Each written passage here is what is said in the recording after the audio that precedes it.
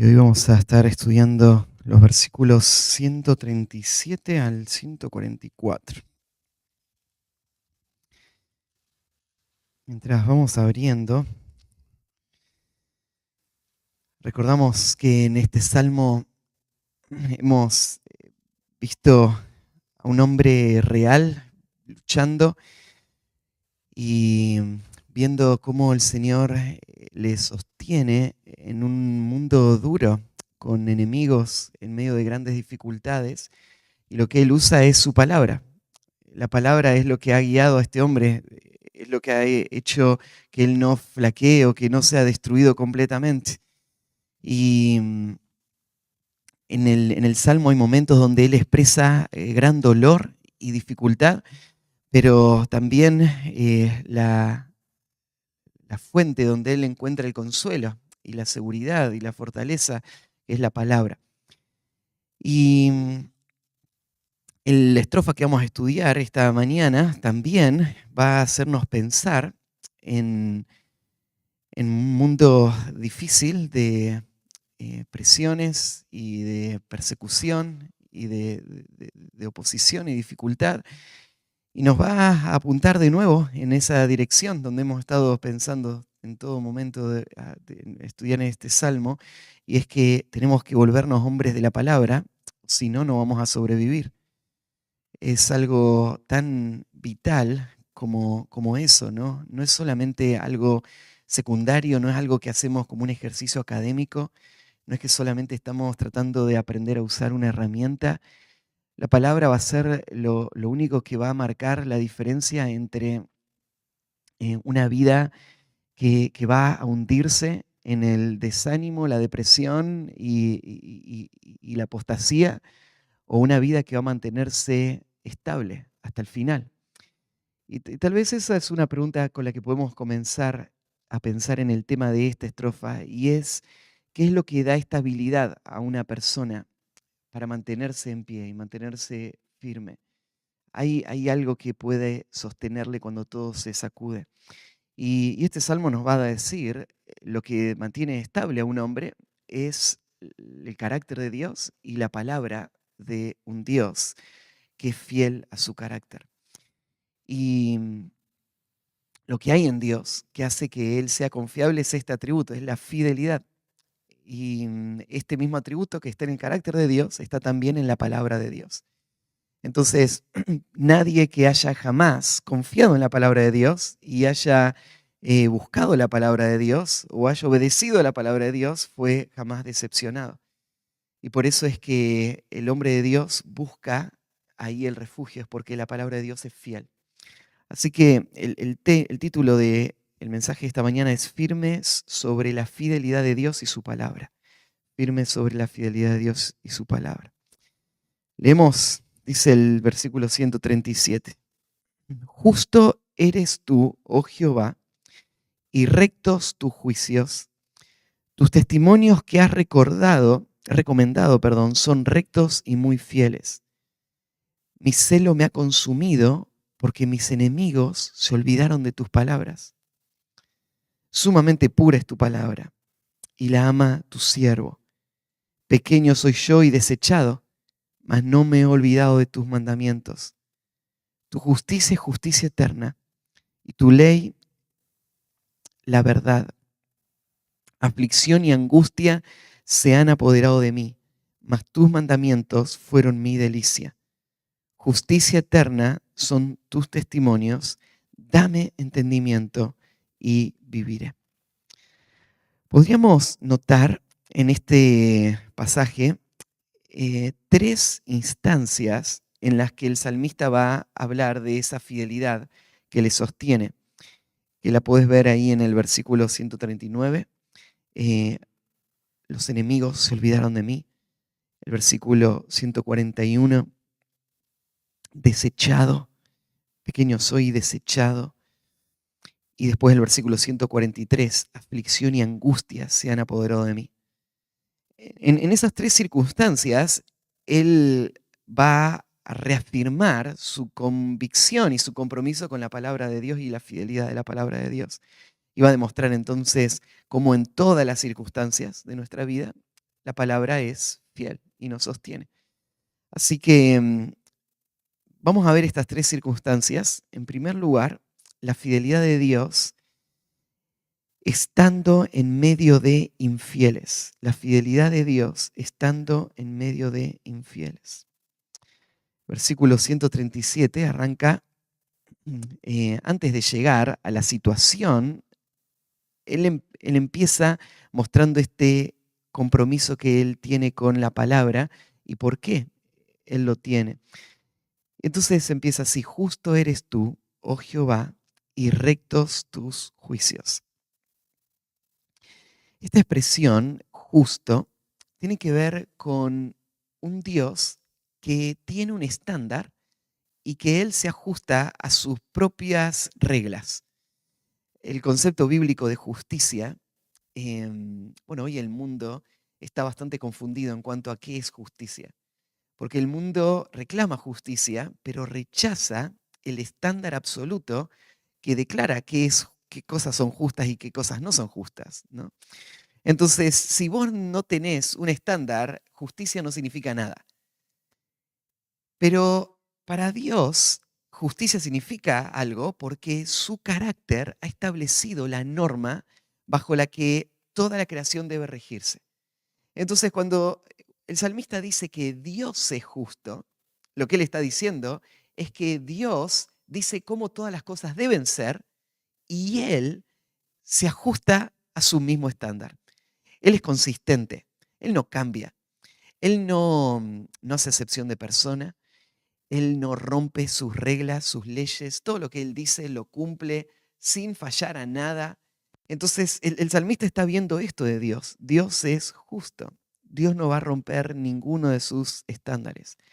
Ahora, el pensar que Dios es justo, en parte, va a implicar, y es lo que más adelante va a pensar el salmista, que Dios va a castigar a los que rompen su ley y Dios va a bendecir a los que la honran.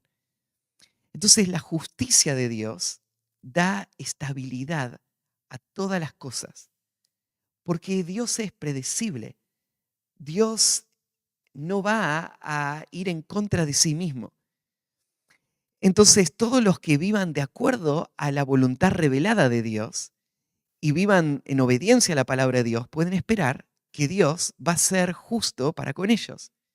Y todos los que sean perseguidos y atacados por los que rechazan la voluntad de Dios, pueden anticipar que Dios también va a ser justo para con ellos. Dios es justo es uno de los principios que traen más confianza al corazón del pueblo de Dios. Dios es justo. Eso nos trae paz porque Dios nunca va a romper su estándar. Dios siempre va a responder con ira contra el pecado y con protección de su pueblo. Entonces hay varios salmos que celebran la justicia de Dios, porque vos necesitas creer la justicia de Dios y profesar la justicia de Dios cada día para tener estabilidad. Entonces el Salmo 11, versículo 5, dice: Jehová prueba al justo, pero al malo, al que ama la violencia, su alma lo aborrece. Sobre los malos hará llover calamidades, fuego, azufre y viento abrasador será la porción del cáliz de ellos. Porque Jehová es justo y ama la justicia. El hombre recto mirará su rostro. El salmista encuentra consuelo en este hecho. Dios es justo y los hombres rectos van a entrar en una comunión íntima con Él.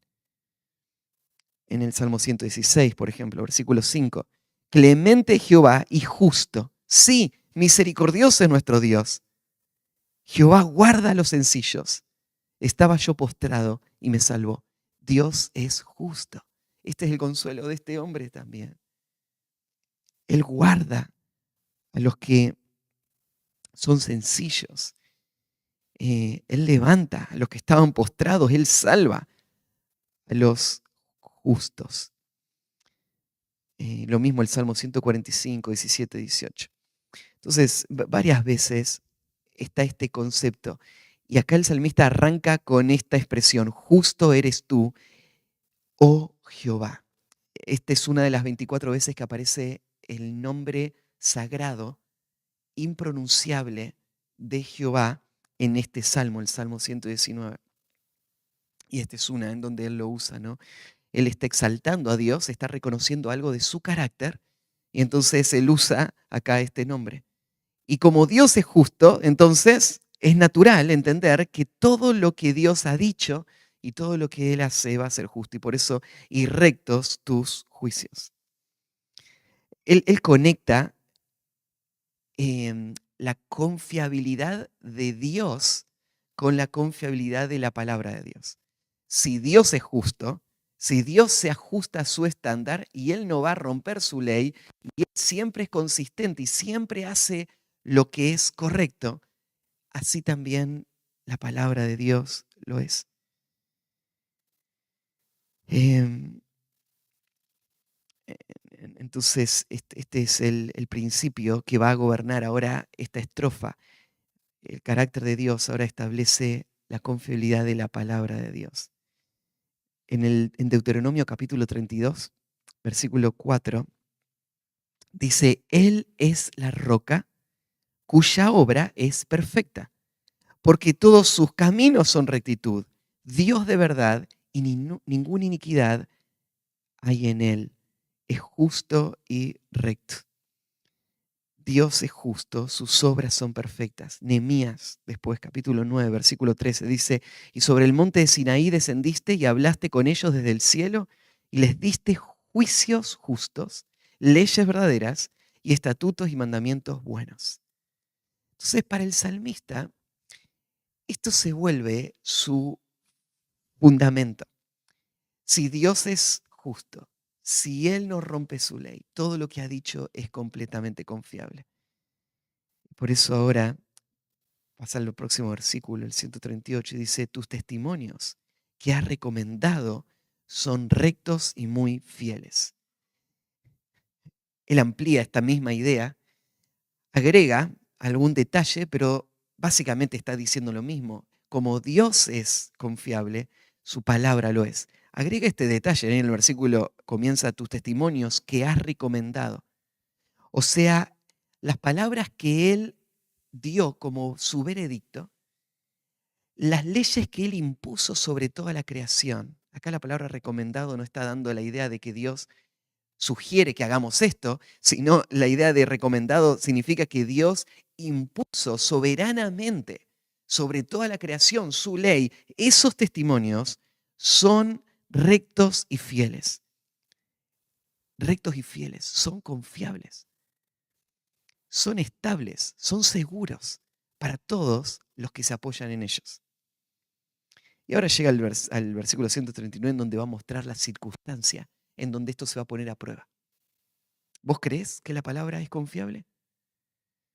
Bueno, eso se tiene que reflejar cuando la dificultad llegue. Y ahora mirá cuál es la dificultad. Mi celo me ha consumido porque mis enemigos se olvidaron de tus palabras. Hay un contraste que se está pintando acá. Por un lado, Dios es sumamente fiel. Él nunca falla. Él todo lo que dice lo cumple. Y ahora del otro lado, vos ves a los enemigos de este hombre. No nos dice mucho de estos enemigos. Solo una cosa nos dice. Estos enemigos se olvidaron de las palabras de Dios. La expresión se olvidaron de la palabra no quiere decir que ellos ya no se acuerdan, que de repente tuvieron una amnesia espiritual, sino se olvidaron, significa que ellos no las valoraron, no las estimaron, no pensaron que las palabras de Dios eran importantes. Entonces, ese desprecio llevó ahora a una vida en ignorancia de la verdad. Esto es lo que carga el corazón de este hombre. Él está queriendo vivir una vida fiel. Él confía en la autoridad de la palabra de Dios. Y alrededor suyo, ¿qué es lo que ve? Apostasía. Él ve personas que en algún momento profesaron confiar en la palabra, que enseñaron la palabra, que me discipularon con la palabra, que fueron mis compañeros en la palabra, que sirvieron y usaron la palabra, pero que ahora lo olvidaron. Actúan como si la palabra no fuese a ser verdad. Pero en realidad no es que la palabra falló, la palabra es sumamente confiable. Recién lo vimos, el carácter de Dios lo es. La palabra de Dios es fiel, nunca va a fallar. Pero es difícil estar rodeado de apóstatas. Una de las grandes dificultades que vos vas a enfrentar en tu vida cristiana y en el ministerio especialmente es el dolor y la carga y la agonía de tener que vivir en medio de apostasía constante, de personas que no honran la palabra, que no la toman en serio. Personas que cuando vos te sentás a hablarles y aconsejarles y les mostrás la autoridad de la palabra, ellos descaradamente te dicen, bueno, yo voy a romper eso, voy a ir en contra de lo que dice la Biblia. Vos decís, pero no tiene temor a Dios. No entiende las consecuencias, no entiende que Dios no va a fallar a sus advertencias. La palabra es fiel, ¿a dónde más se va a apoyar? Y te va a doler ver personas que olvidan la palabra. Te va a doler ver personas que se van a entregar al pecado y no van a honrar la autoridad de la palabra porque van a elegir el camino de sus propios deseos. Y a medida que se van hundiendo más y más en esos deseos, te va a doler ver personas que no ven lo que vos ves en la palabra.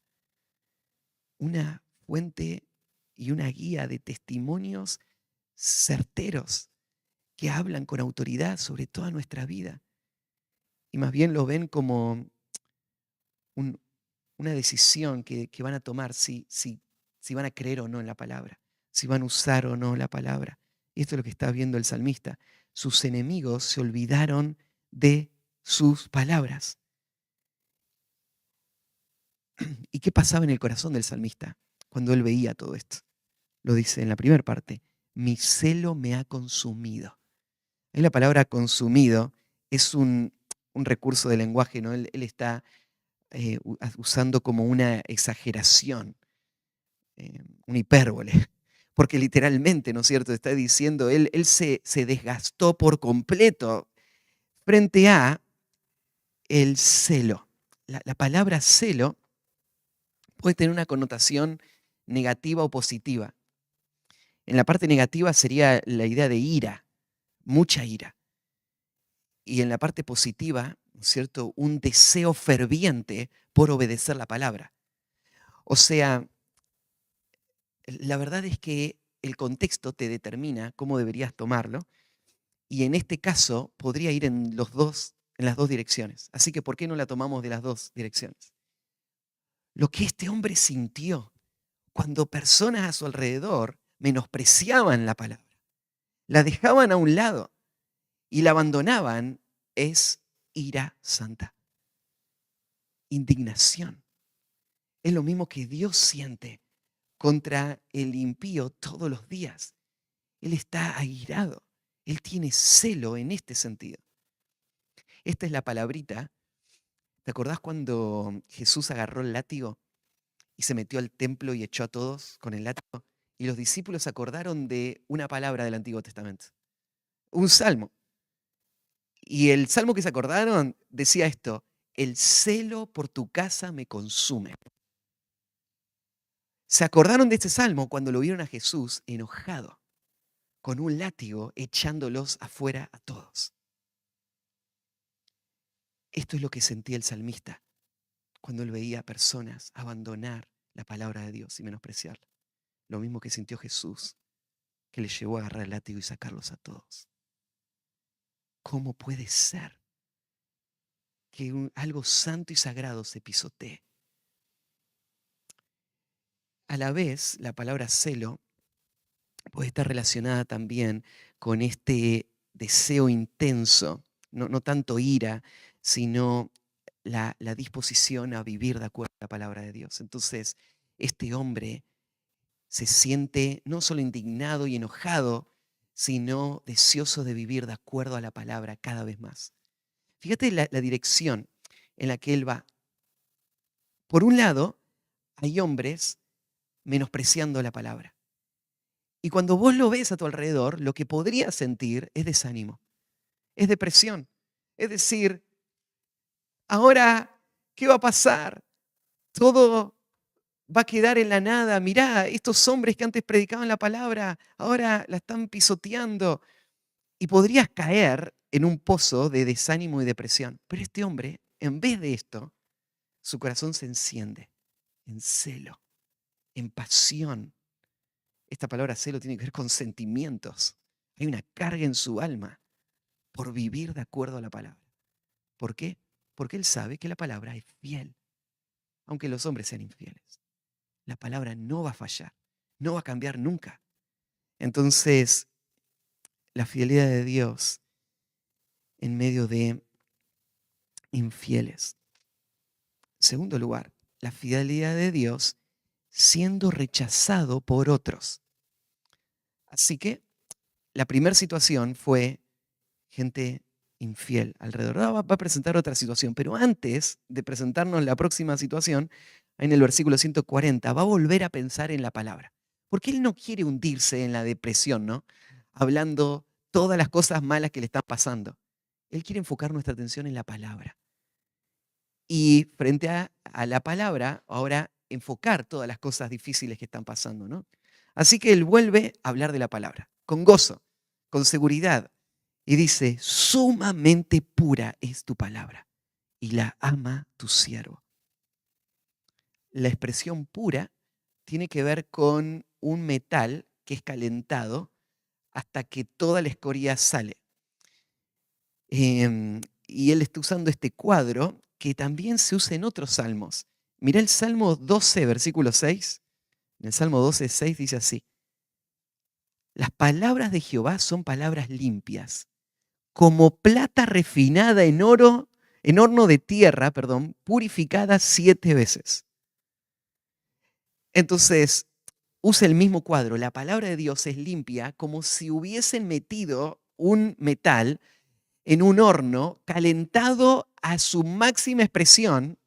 Cuando el rey Nabucodonosor quería intimidar a estos 3 amigos diciendo que los iba a matar, le caliente en el horno 7 veces. O sea, 7 veces es como la hipérbole. No existe calor más grande sobre la tierra, ¿no?, de lo que se pudo haber generado ahí. Bueno, si vos podrías calentar un horno 7 veces más de lo normal y meter ahí a este metal, lo único que va a quedar, ¿no es cierto?, es lo más puro de este metal. Bueno, así es la palabra de Dios. La palabra de Dios no tiene ni una impureza, nada, ni un error, ni un pensamiento humano que podría haberse infiltrado a la inspiración divina transmitiendo algo que no sea exactamente verdad o que podría desviar a alguien en lo más mínimo. No, no, la palabra de Dios es como el metal más refinado que puede haber sobre todo el mundo. Y entonces, por esta razón, la ama tu siervo. La ama porque es pura, porque es verdadera. O sea, ¿qué otra cosa se compararía a la palabra de Dios? ¿Qué otra cosa podría yo buscar y que tendría yo tanta confianza de que no hay ni un matiz de error en nada? No existe. Y por eso el salmista dice, ¿a dónde más voy a ir? Que el mundo se quede con su sabiduría. Yo voy a ir a la palabra, porque la palabra es purificada en un horno de 7 veces calentado, ¿no? Entonces, él la ama porque es pura, no está adulterada, es completamente pura. Y ahora el versículo 141 va a presentar la situación. Así, ¿vos crees que la palabra de Dios no tiene ningún error? ¿Que la palabra de Dios es confiable y todo lo que dice es verdad? ¿Vos estás dispuesto a agarrar cada detalle de la palabra de Dios y predicarlo sin temor frente a las personas que no quieren escucharlo? Bueno, acá viene lo segundo, el desprecio de los que te rodean. Pequeño soy yo y desechado. Claro, la palabra pequeño puede estar relacionado a bajo de estatura, puede estar relacionado a poco poder, poca influencia. Pero en el contexto, cuando agrega la otra expresión, y desechado, vos te das cuenta de que él está usando esa palabra pequeño para referirse a lo que otros están diciendo de él. Lo que él se está refiriendo es cómo otros le estiman. Este hombre ha hecho de la palabra de Dios el centro de su vida y su ministerio. Él la ama, él la busca, él sabe que no tiene ningún defecto y desecha toda la sabiduría humana para predicar solamente la palabra. Y la gente a su alrededor, ¿qué hace? Lo menosprecia. Lo trata como si no tuviese ningún valor. Y claro, la gente a su alrededor tiene poder, influencia, tiene recursos. Y la gente a su alrededor se siente superior a este insignificante polvo, ¿no?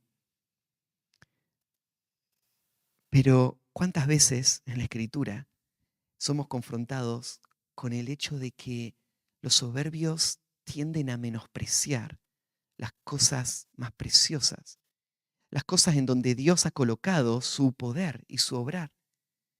Entonces mirá el Salmo 22, versículo 7. Usando esta misma imagen del desprecio del mundo hacia los que honran a Dios y confían en la autoridad de la palabra de Dios. Y dice, todos los que me ven me escarnecen, estiran la boca, menean la cabeza, diciendo, se encomendó a Jehová, líbrele él, sálvele, pues que en él se complacía. ¿Estás listo vos para esto? ¿Estás listo para que todos a tu alrededor meneen la cabeza, estiren la boca, se burlen de vos? Y cuando lleguen las dificultades, digan, ahí está, mira, el que confiaba en la palabra de Dios, tan fiel a la palabra, y mira ahora la enfermedad que le agarró. Mira ahora cómo se está yendo la gente de su iglesia.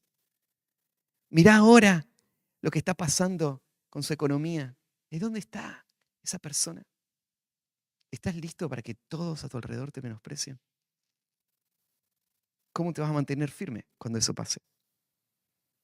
Reconociendo que la palabra de Dios es pura y amándola más que nada en este mundo.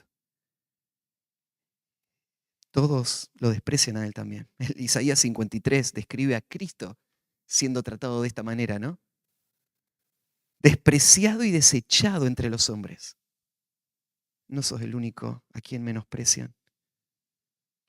Varón de dolores, experimentado en quebranto, y como que escondimos de él el rostro, fue menospreciado y no le estimamos. Está bien. Tranquilo. ¿Te están menospreciando? ¿Cómo vas a responder a eso? Fíjate que el salmista no responde cayendo en un pozo depresivo, lleno de desánimo y reclamos y amargura. Él dice, pequeño soy y desechado, mas no me he olvidado de tus mandamientos. Él lo que hizo fue abrir de nuevo su Biblia y traer a su mente la verdad de la palabra, aun cuando está siendo despreciado por todos los demás. Y cuando él abrió la palabra, ¿qué encontró en la palabra? El consuelo que él necesita. Encontró la verdad de Dios. Encontró palabras que fueron escritas ahí para peregrinos como él, que están siendo desechados y menospreciados. Y eso alentó el corazón. Y eso le recordó su identidad. Y eso le afirmó de nuevo. Puso sus pies sobre un lugar sólido. Anoté ahí como una referencia a Jueces 6.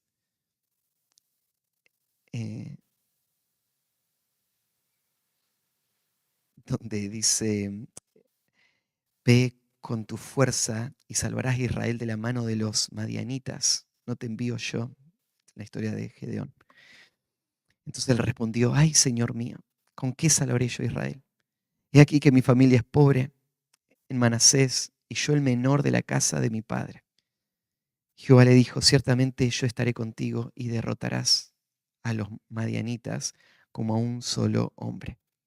Lo que hace que un hombre sea fuerte no es su capacidad, no es su salud, no son sus recursos. Lo que hace que un hombre sea fuerte es que Jehová está con él. Y Jehová está con el hombre que está rendido a su palabra, que está deleitándose en su palabra, que está obedeciendo su palabra.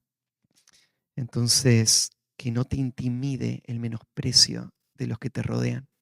La palabra de Dios es suficiente. La palabra de Dios es fiel aún en esa situación. La tercera situación es la fidelidad de la palabra, perdón, la fidelidad de Dios,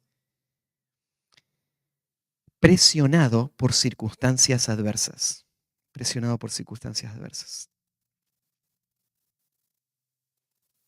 Entonces vimos primero al hombre de Dios rodeado de infidelidad, vimos al hombre de Dios menospreciado por sus enemigos y ahora vemos al hombre de Dios sufriendo dificultad. Y en versículo 142, de nuevo vuelve al patrón, habla de lo precioso que es la palabra para él, para después hablar de cómo le va a sostener en medio de la dificultad, ¿no? Tu justicia es justicia eterna y tu ley es verdad. La justicia es eterna, ninguna circunstancia lo va a cambiar. Nada va a destruir la obra de Dios. No está en peligro, no está en riesgo. Esos son los temores que vienen cuando viene la dificultad, ¿no? Parece que todo se sacude y pensás entonces, ¿dónde va a terminar todo? ¿Qué va a pasar con la obra de Dios? Y la palabra de Dios es fiel. Él está diciendo, es eterna, no está afectada por las circunstancias. Mira, todo este mundo va a pasar, pero la palabra de Dios no va a pasar. Entonces, todo lo que dice la palabra de Dios es verdad, vos podés creerlo. No hay ningún temor en eso. Tu justicia es justicia eterna y tu ley es verdad. Jesús usó este mismo concepto cuando en Juan 17:17 él dijo, santifícalos en tu verdad, tu palabra es verdad. ¿Y qué significa que la Biblia es verdad? Significa que vos podés confiar en eso. No va a cambiar. Es sólido, es firme. La palabra de Dios es verdad. Entonces está mostrando la suficiencia de las Escrituras en medio de situaciones cambiantes y difíciles. Y ahora llega la dificultad, versículo 143. Aflicción y angustia se han apoderado de mí, mas tus mandamientos fueron mi delicia. Acá cuando usa esta expresión se han apoderado de mí, es como que está personificando a la aflicción y la angustia, como agarrándole y doblegándole y apoderándose, tomando el control. Las dos palabras se complementan. La primera, la palabra aflicción, es una palabra que ya estudiamos antes, tiene el concepto de apretar, de arrinconar, de presionar, forzar. La imagen de esta palabra de aflicción es de asfixiar, de llevar a un punto donde ya no hay salida, donde estás apretado por todos lados, ya no hay espacio. Y está hablando de grandes presiones externas que están viniendo a este hombre. Cuando se tradujo el hebreo, del Antiguo Testamento hebreo al griego, en la Septuaginta, se usó una palabra que después los autores bíblicos usaron también en el Nuevo Testamento. Y entonces en el Nuevo Testamento esta palabra, en la traducción griega, se usa, por ejemplo, en Juan 16:33. Cuando Jesús dice, estas cosas os he hablado para que en mí tengáis paz. En el mundo tendréis aflicción, pero confiad, yo he vencido al mundo. Jesús dice, la aflicción se siente, te sentís agobiado, ahogado, asfixiado. Te dice Jesús, es normal. Es así. ¿Qué esperabas? En el mundo tendréis aflicción. Lo que podés esperar es que esta sea la realidad constante hasta que esta vida termine. Ahora el Señor no la trae todo el tiempo, en toda situación, no la trae al mismo grado, pero no te tiene que sorprender. Y las palabras del Señor, yo he vencido al mundo, no está en peligro tu vida, no está en peligro el resultado de tu vida, no está en peligro mi obrar. Hay aflicción, se está apretando todo, pero estás a salvo. Yo vencí al mundo. Esta misma palabra aparece en Romanos 5:3 y dice, y no solo esto, sino que también nos gloriamos en las tribulaciones, sabiendo que la tribulación produce paciencia. Y la palabra tribulación es la que se traduce al español de esta misma palabrita aflicción. Entonces, fíjate, nos gloriamos en las tribulaciones, sabiendo que la tribulación trae un fruto en nuestra vida. Entonces, la tribulación no solamente va a pasar, no solamente es normal que esto pase, sino que Dios está en control y está usándolo para un bien. Y acá tribulación puede tener muchas fuentes. Eh, Ahí en 2 Corintios 4:17 Pablo dice, esta leve tribulación momentánea produce a nosotros un cada más excelente y eterno peso de gloria. Vos podés leer en el contexto todo lo que Pablo llama tribulación. Y tribulación tiene que ver con muchas circunstancias de su entorno, de su propio corazón, de las presiones en la vida de las iglesias y las cargas que había sobre Pablo, en la oposición, los ataques, los enemigos. Todo eso son las tribulaciones. Y lo que está diciendo, entonces, acá dice, aflicción y angustia se han apoderado de mí. Acá tenés otro hombre de fe, otro creyente, que experimenta lo mismo que Pablo y que todos los que quieren vivir piadosamente en Cristo Jesús. Aflicción, y la otra palabra es angustia. Y de nuevo, o sea, esta situación está mostrando el dolor real que producen estas cuestiones. O sea, el salmista no está ignorándolo, no está menospreciando lo difícil que es la situación. Al usar esta palabra angustia, está diciendo esto duele, esto afecta, esto carga. Yo lloro por estas cosas. Mas tus mandamientos fueron mi delicia. Lo que está diciendo es que él no está en esa situación sin recursos. Él va a la palabra de Dios, como ya lo vimos antes, y él decidió que la palabra de Dios le sustenten durante este periodo de agonía, de angustia. Entonces, ahora se ha vuelto la delicia de él. Se ha vuelto la delicia significa, mientras él está llorando, ¿cómo consuela su mente? No consuela su mente con vanas promesas de gente que no puede ayudar. Él no consuela su mente con la imaginación de una revancha futura contra las personas que le están lastimando. Él no consuela su mente con una distracción mundana y superficial. Él consuela su mente con los mandamientos de Dios. Él piensa en los mandamientos de Dios y esos mandamientos son como un oasis en el desierto. Son la delicia, de donde Él vuelve a refrescarse, donde Él vuelve a afirmarse.